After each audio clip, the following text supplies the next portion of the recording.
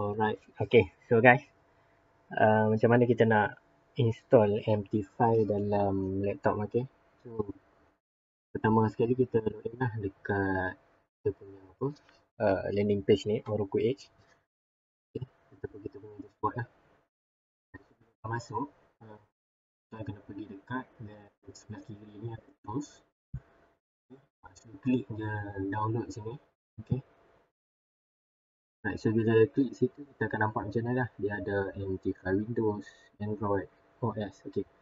So, kalau guna laptop Windows, so klik je download. Right.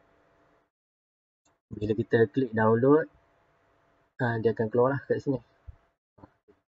So, Oroku Edge MT5 setup. Okay. So, kita buka tempat yang download tadi. Alright.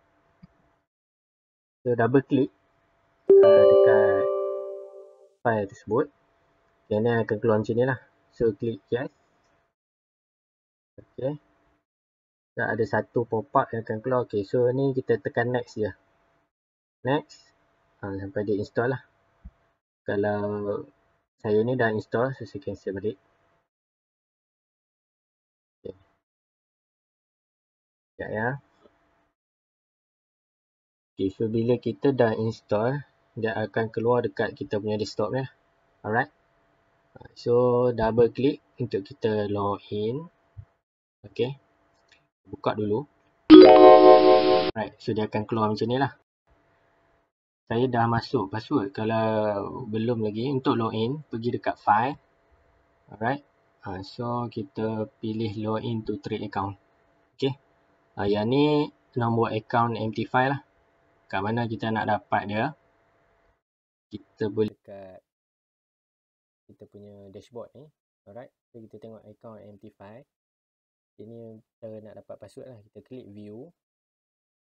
Okay, so dekat sini kita ambil dekat trading platform password ni, klik change ni, kita nak tukar lah. Okay, so yang ni kita klik continue je, nanti akan dapat pin dekat email. So masa kita masuk password baru, and then bawah tu masukkan pin number.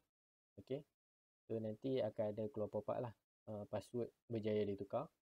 Okay, so lepas dah tukar tu, masukkan dekat sini. Alright, dekat server ni pastikan dia live account. Okay, kemudian klik OK. So, dia terus login ke MT5 desktop. Okay, so semoga membantu.